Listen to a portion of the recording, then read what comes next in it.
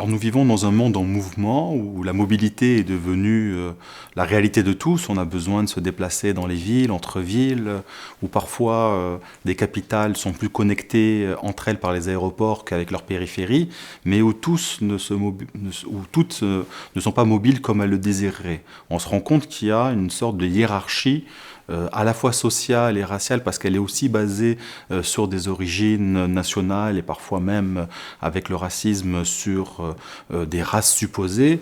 On se rend compte que tout le monde n'a pas accès de la même manière au mouvement, et c'est un enjeu de lutte. Alors c'est une autre façon de traiter de ce qu'on peut appeler la dramaturgie des frontières actuelles, parce que cette dramaturgie elle nous fait oublier deux choses. Elle nous fait oublier d'abord que on se déplace beaucoup et que ça fait partie en fait du fonctionnement des sociétés, et encore plus avec la mondialisation, et que si on essaye d'arrêter certaines catégories de personnes migrantes, on n'y arrive jamais parfaitement, et un grand nombre d'autres personnes finissent par passer, même si des fois on les qualifierait pas de migrants, ils se qualifient eux-mêmes d'expats, ou alors même quand ils viennent des mêmes origines que ceux qu'on qualifie de migrants et de migrants à problème, ils arrivent par tout ensemble de moyens légaux de contourner en fait ces dispositifs. Donc cette dramaturgie nous fait perdre de vue qu'il y a malgré tout un monde en mouvement, et que ça transforme profondément les sociétés, et ça crée aussi tout un ensemble de nouvelles façons de vivre ensemble et de richesse, une somme de métissage.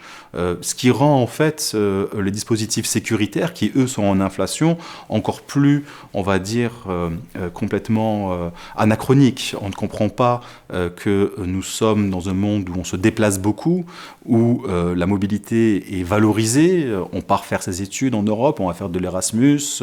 On ne comprend pas que, alors que la mobilité est encouragée, d'autres vivent des situations inextricables pour pouvoir bouger, voire finissent dans des situations dramatiques, des camps, ou voire même meurent aux frontières.